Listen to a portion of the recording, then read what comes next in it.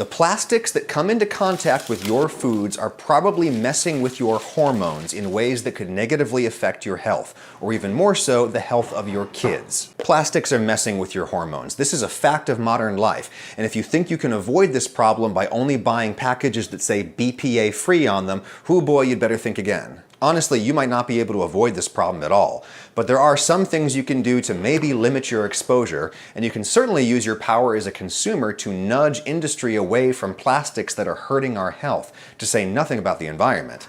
The endocrine system is the glands in your body that produce hormones, your adrenalins, your estrogens, your testosterones, that kind of stuff. Disruptors can either amplify or suppress the effects of those hormones, and estrogen is a big one when we're talking about food plastics. What's really important is during childhood development, as well as the ability to actually reproduce. It's been shown that endocrine disruptors are associated with more than 50% decrease in the quality of male sperm and the sperm counts. And there may be important impacts on reproduction and fertility in Western civilization. Dr. Belcher was among the researchers who rang the alarm bells about bisphenol A.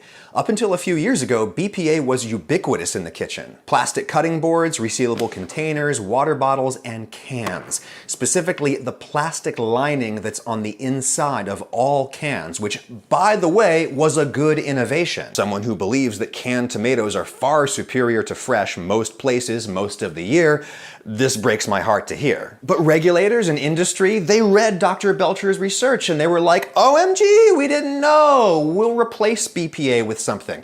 Maybe instead we'll use BPS. And that fixed it, right? Things like bisphenol S and all of these, based on their chemical structure, they behave almost exactly like, and sometimes more so for the endocrine disruptor effects, just like BPA. What kind of effects are we talking about here? Well, there's the diminished sperm counts, and you might be thinking to yourself, oh, that doesn't apply to me. But maybe you're like, I'm a lady, why do I care? Well, some of the work that we've done with bisphenol A shows that females are especially sensitive to changes in how their hearts function, that it can cause arrhythmias, and is potentially, with women, much more sensitive. And you know who's probably even more sensitive to endocrine disruptors? Little kids. So that's where we're really concerned, even during gestation of the infant in utero. It's been shown that many of these chemicals cross the placenta.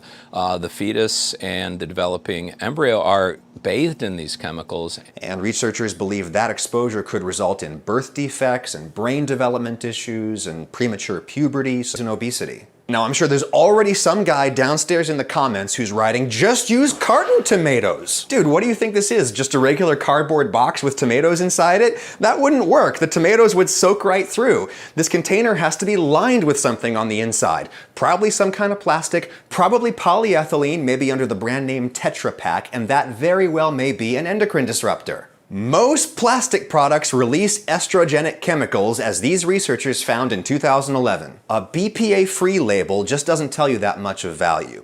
I asked Dr. Belcher many times in many different ways if there's any safe food plastic, and he wouldn't say. Not because he was dodging the question, but because he doesn't know. And if that guy doesn't know, we don't know. So what does he do to keep his family safe?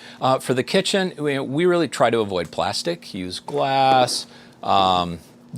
Don't microwave your plastic. What we showed very early on in our lab is that actually heat increases the release of bisphenol A into water or the food. We try to use as much glass as possible. I know it's, in our modern life, it's impossible to avoid it.